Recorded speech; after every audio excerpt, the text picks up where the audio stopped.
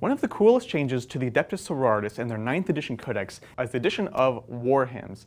These are finally the ability to actually have prayers from priests, go figure, very similar to the way that we have things like chaplains in the Space Marines Codex. And what this does is it takes some of the classic abilities from priests, from missionaries, and even from the new Dogmata unit, and alters the way that they work, right? Essentially, before the priest would classically give a +1 attack within a 6-inch bubble, that kind of becomes the default war hymn in the same way that the chaplain's reroll to hit bubble is now the sort of now the default litany, and then they build off of that. It's going to let you specialize your priests, give them new powerful abilities that'll let you build towards particular combinations, and of course, because this is all happening in the command phase, presents new and interesting opportunities with the ways that your army plays and the timing that it functions. What we're going to do today is we're going to take a look at the 7 war hymns. We've got the classic one, and then we have the 6 that you can pick from. We're going to be ranking them, talking about which ones you're going to want to be using most often. Honestly, it's going to be some tough calls because there's quite a few good ones, and you're going to want to decide which ones to include and which ones are simply not going to make the cut. Without further ado, let's go ahead and dive in.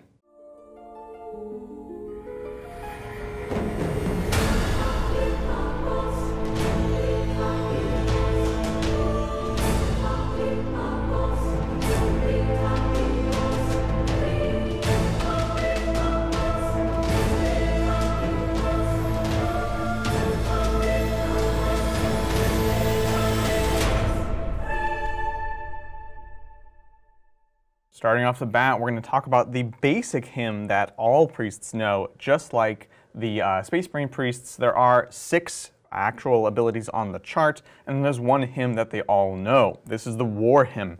This is the new iteration of the classic ability to give a +1 attack within 6 inches from the priest. Now this got an interesting update that I think overall can make it much more powerful. It is now a select 1, but because it's done during the command phase, it's actually going to be something that you can put on a unit, send him out into combat, and keep your priest alive, whereas before it was sort of one and done deal as he ran up next to them, tried to pass off that buff, and then usually just died because he was out on his own. So really exciting change there.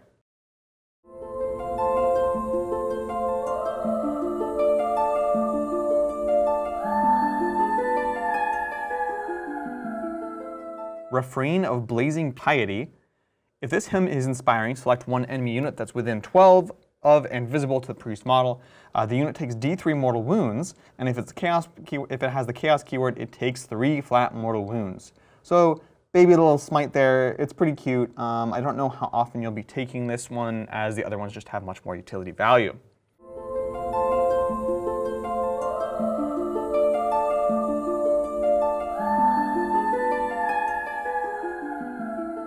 Psalm of Righteous Smiting. Funny enough, this is not the smiting one, as we discussed. What this one does is, this is the Super Saiyan one for the priest themselves. Gives them +1 to their strength and attacks, +1 to their AP in melee, and at the end of the fight phase, they can fight again. So +1 strength and attack, +1 AP, fight twice. I don't know. This could be cool. This could be cool. Because the priests are quite cheap, they have new combat capabilities, they have some cool chain swords, and there are relic weapons for some interesting combinations to combine there. So maybe a super cheap beatstick character could see some play.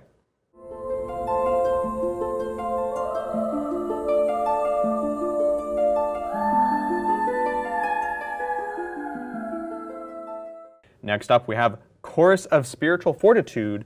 This one is something that defends you against psychic powers, and it does so in an interesting way. Of course, you select a Ministorum core or Ministorum character or Engine of Redemption unit within 6 inches of the priest, so a lot of flexibility on who can actually be affected by it. And if they are being affected by any psychic powers, the effects end immediately. So really interesting for some protection against things like Null Zone, and obviously a lot of debuffs, but really I'm thinking about those big ones like Null Zone, maybe some fight last abilities from Dark Angels. Big deal. And then naturally it says, of course, until the start of your next command phase, they can't be affected by any psychic power and manifested by enemy units. Also interesting for something that could work to soak up a smite battery, throw them in the front, and those psychic powers won't go through into them, won't be able to do anything. So really cool, interesting ability. I think we'll see some cool play from this one.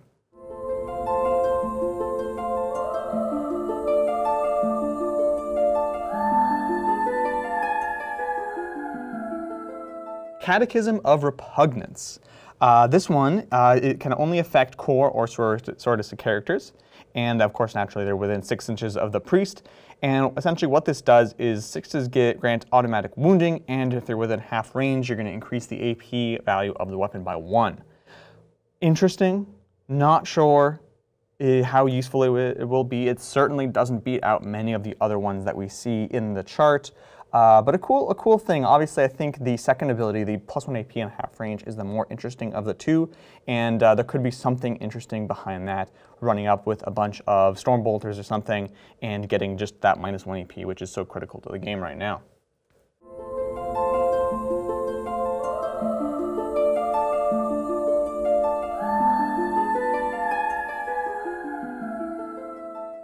Verse of Holy Piety.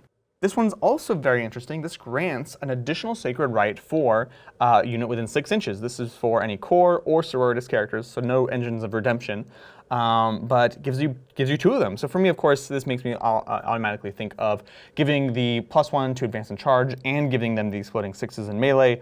A really cool ability, and I like the utility on it.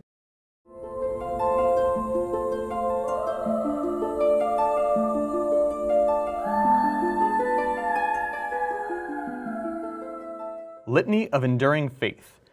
This one essentially grants the +1 to the Shield of Faith Invulnerable Save, which again, big deal. Remember the fact that the Indomitable Belief Warlord trait is the only other way to increase the invulnerable save in the new Codex. Celestine does not do this. Now, while this is a pick 1, this is a good and a bad thing. You can once again throw this on a unit, throw them into combat away from the priest, and you can do the same thing again and again. This is really essential to the trade war style of play that we're seeing in 9th edition currently. So this one is something that I think you'll never leave home without. You're going to be taking this every single time you have a priest. So there we have it. We have the war hymns ranked from top to worst, and really, as I mentioned, there's some pretty stiff competition in there. I think we're going to be seeing more priests than ever, kind of scattered across the forest, which honestly is more thematic to the actual army. You would have these priests across the battle lines chanting these hymns, praising the emperor, inspiring the troops, and sending them into battle. I think it's a cool change. I think it adds much more depth to the game. It makes the priests more powerful in most regards, and it's just extremely thematic. So, as always, if you found this to be useful, do like and subscribe, as this does help us grow the channel and continue to put out this content for everyone. And if you want to support the channel even more and also get access to new content, you can hit the join button down below, become a member, and you can check out our Tuesday member-only games where we actually let the members themselves vote on what we're going to be playing. So really cool stuff. Cannot wait to play more of this book on the tabletop. It's really exciting, new changes to the priests. I'm going to be working on some more priests, as I actually only have one painted up for my army now. I want to get some new ones. I want to get the new Dogmata. Let us know in the comments below what you thought, if you have any combinations or things that you're going to be trying to combine, and let us know. So we'll catch y'all next time on the tabletop. Bye!